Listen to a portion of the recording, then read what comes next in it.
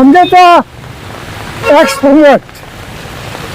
সময় আমাদের দাবি, কারণ আমরা এত বছর কাজ করার পরে যখন বাড়িতে গেলাম তখন আমরা আমাদের খাওয়ার জোগাড় করেই কষ্ট, সেই হিসাবে আমরা 2,500 টাকা পাই। 2,500 টাকা কিছুই হয় না।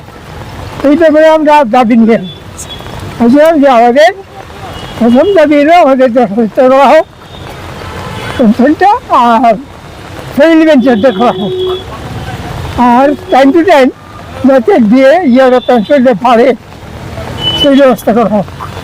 এই তিনটে দাবি নিয়ে আমরা আজকে কি বলেছে?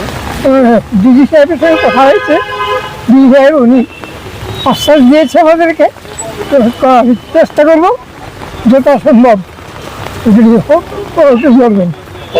অবসরপ্রাপ্ত সংখ্যা কত আছে আপনাদের? হ্যাঁ, সারা রাজ্যে কতজন আপনাদের অবসরপ্রাপ্ত আছে? অর্থব্যর্থ বা 600। কেন আজকে এখানে আসবেন? আজকে আমরা ধর্ণা দিচ্ছি আমাদের যেন পেনশনের টাকাটা যেন বাড়াই দেওয়া হয়, 10,000 ন্যূনতম 10,000 যেন দেওয়া হয়। হ্যাঁ, এবং আপনার মৃত্যুর পর যেন আপনার ওয়াইফ যেন পেনশনটা পাওয়া যায় মজুরিটা বাঁচার জন্য। বর্তমানে কত করে দেওয়া? 2,500 পেয়েছি, 2,500 টাকা পেনশন। আজকে মূল পেনশনের দাবিতে এখানে আসেন? হ্যাঁ, পেনশন দাবি। কতজন রয়েছেন আপনারা? আমরা এখানে তো এখন বর্তমানে আছি 20 জন, অনেকে দূর দূরান্ত থেকে আইতে তারা না করে দিচ্ছি। সারা রাজ্যে আমরা কতজন আছেন? কতজন লোক প্রায় 1300। আজকের দিনে 2,500 টাকা দিয়ে কিভাবে আপনারা মনে হয়? আজকে খুব কষ্ট, ডাক্তারদের দেখার লাগে ওষুধপত্র বয়স হচ্ছে আমরা। আপনারা যারা সব পেনশনে গেছেন গা?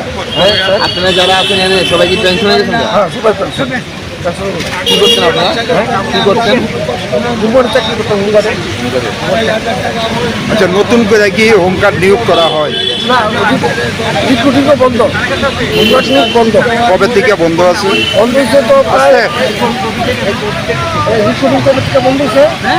রিক্রুটিং নিয়োগ করা বন্ধ হয়েছে 2002 থেকে রিক্রুটিং বন্ধ না। আন্দোলন করছি। আজকে কতজন এখানে আইছেন আপনারা? স্যার, আজকে কতজন আইছেন এখানে? বর্তমান আছে আমরা প্রায় 20-25 জন। সারা রাজ্যে ডিউটি করতেছেন?